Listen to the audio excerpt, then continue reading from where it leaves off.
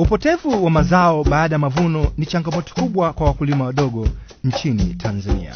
Upotevu wa nafaka na mazao unaweza kuepukwa kwa kutumia teknolojia rahisi na ya uhakika.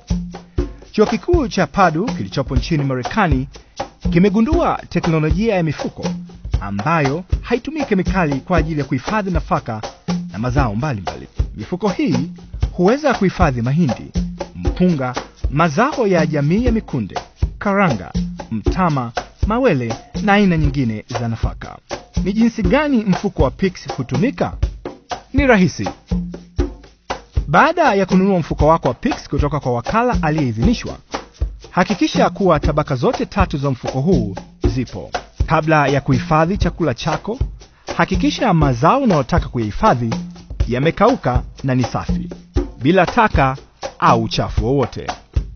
Chunguza mifuko miwili ya ndani, isiwe imetoboka au kuchanika. Usitumie mifuko iliyotoboka. Weka kiasi kidogo cha mazao katika mfuko wa kwanza.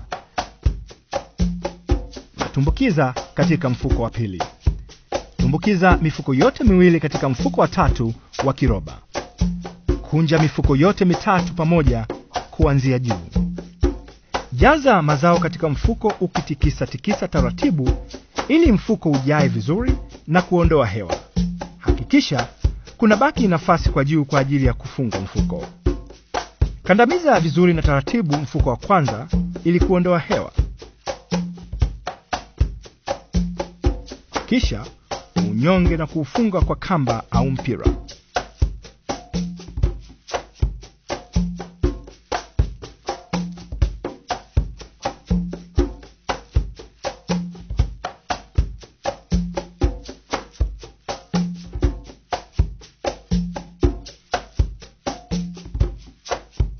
Fanya hivyo hivyo kwa mfuko wa pili na mfuko wa 3.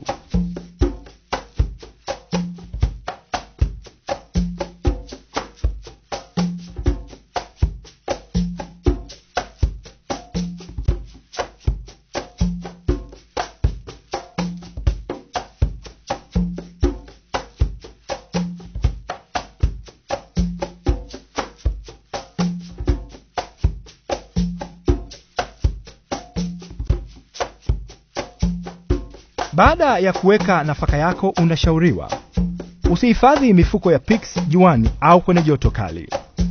Usiweke mifuko chini sakafuni. Weka mifuko juu ya mbao au magogo. Usiegeshe mifuko ya PICS katika ukuta ili kuruhusu kuikagua mara kwa mara. Usitunze mifuko ya PICS sehemu moja na mifuko mingine iliyo na mazao yaliyoshambuliwa na wadudu. Zuia wanyama waharibifu kama panya kuingia katika chumba au eneo uliohifadhi mifuko yako ya PICS. Mifuko ya PICS inaboresha thamani ya mazao na kuongeza uhakika wa chakula.